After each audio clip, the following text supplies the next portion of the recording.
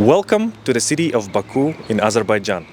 It's one of the most beautiful and vivid cities I have ever witnessed and seen in my life. It has a long history of food, art, literature. A lot of Soviet movies have been filmed here, and we'll return to that back later. And it has culture dating back in Britain to the 1st century AD. But not only culture is sometimes historical here. If you visit Baku, one thing you can often notice is the love for quite old and ancient cars rolling around and strolling the streets of Baku. And today we have a wonderful opportunity to review a car of my childhood, so I hope you come and take this journey with me once again. My counterparty has called me and he said that my contacts have arrived, which of course for me is a little bit stressful because it's gonna be very interesting adventure for sure. I don't know what to expect. I don't know whether guys speak English or they speak Russian or anything else. I mean, I know a couple of words Turkish, which maybe could help, but in general, of course, it's gonna be a little bit of a sign language, and we're about to find out what did we drag ourselves into. Inshallah. We are exiting. Let's see. They have to be parked somewhere nearby. Where can I? Oh yes. I see. Come on. Look at this. Look at this beauty. Oh, it's lifted. It's even lifted, guys. It's unbelievable crazy. Oh, look at this. Salam alaikum.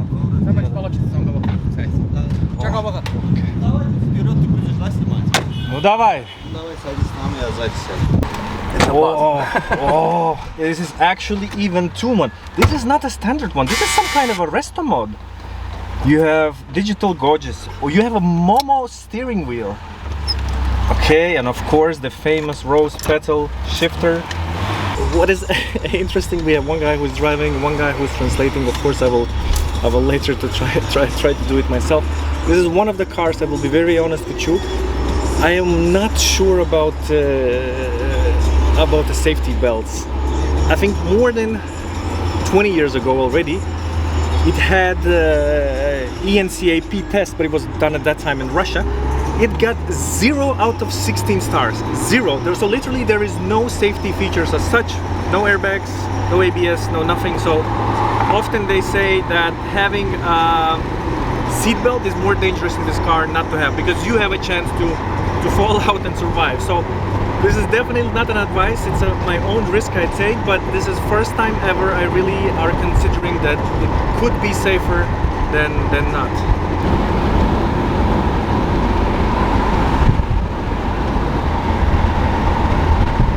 What is absolutely interesting about this car, it was actually produced from early 80s until late as 2012 and 2014. I think both in Ukraine and Egypt were the last two countries where you actually could get the 7 Series. And now you have to think about it a little bit. Less than 10 years ago, you had all of the entry-level classes like Opel, like Ford, like not even to mention Koreans like Hyundai and etc., who were years ahead when it came to security in the cars, when it came to technologies and etc. Here, literally, as I said, you have 0 out of 16 stars. There's absolutely nothing. Their SRS, ABS, STS, whatever you name it, it's non-existent. It's if someone wants an ultimate pure driving experience, if that's the way to call it, Lada 21007 is, or Semёrka as we said, is one of those options.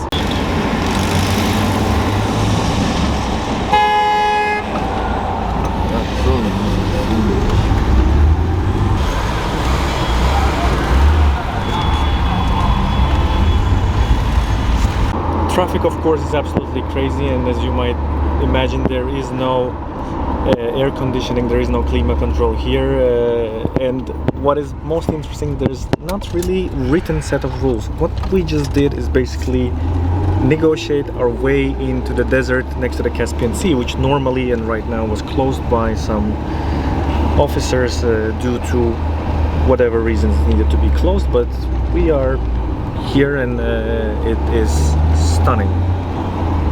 Here on the shores of the Caspian Sea, where we can see a lot of oil rigs and construction being done for them, for in general gas and oil industry in the Gobustan Desert, we're here to take a look at this Lada 2107.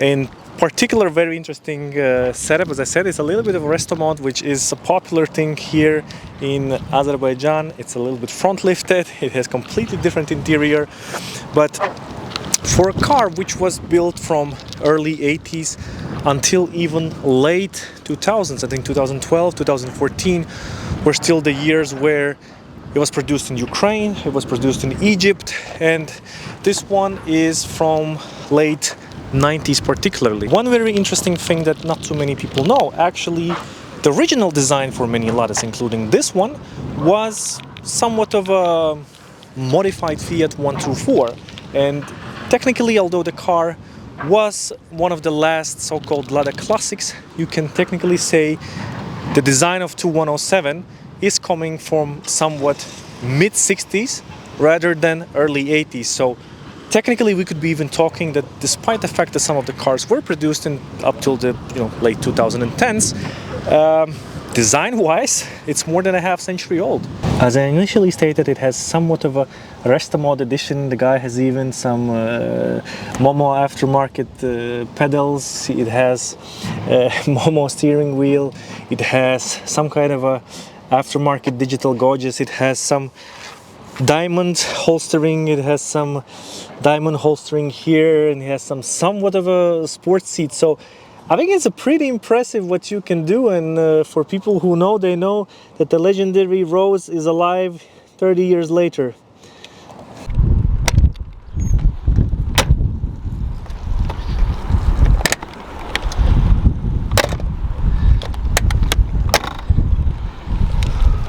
You want to know which other class model sounds quite the same as this one?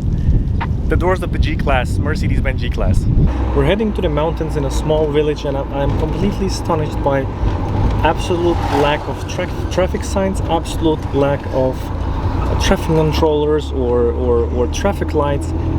There's more traffic than in the capital city of Riga, where I'm from, in a small village here, and it's absolute controlled chaos left, right and center.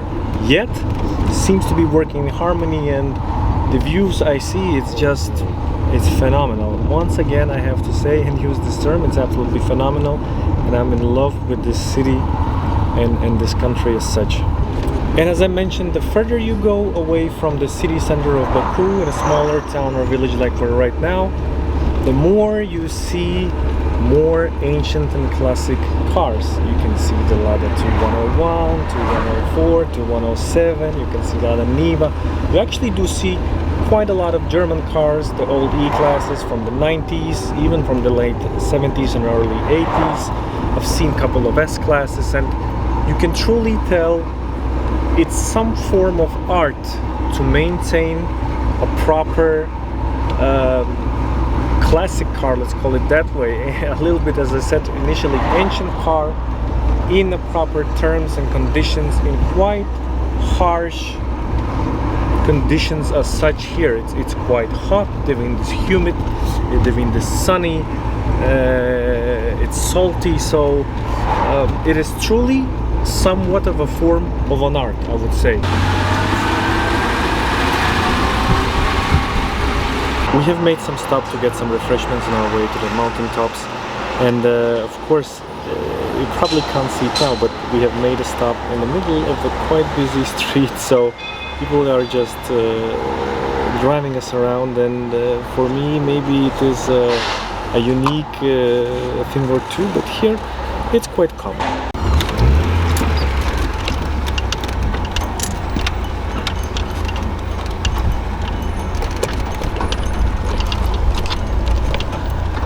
I'll be honest, I have no idea what's happening and where we're going. We're on top of Baku, literally on top of the city. We have a flame towers, we have the TV tower, but this place where we're right now, there hasn't been a road ever. We're on top of some cliffs, and I really hope for the best that the driver, which seems is the case, knows what he is actually doing. We are literally on top of the Baku. You can see the flame towers behind me, you can see the Lada 107 or Semёrka behind me, and it has been a completely wonderful and unique experience for me. This car is something from history books, and if you're looking for adrenaline, if you're looking for experience, if you're looking for something that you have most likely never had in your life, come to this unbelievable city of Baku in Azerbaijan, explore the culture, explore the food, explore the ancient cars of Baku, and I'm off to my next chapter. We have still some days to cover here with the Formula 1, and you can hear already we have practices starting in somewhat 1 hour and qualification another one, but this drive, thanks to my newly and recently acquired friends, has been complete experience that most likely I will not have for quite some long time.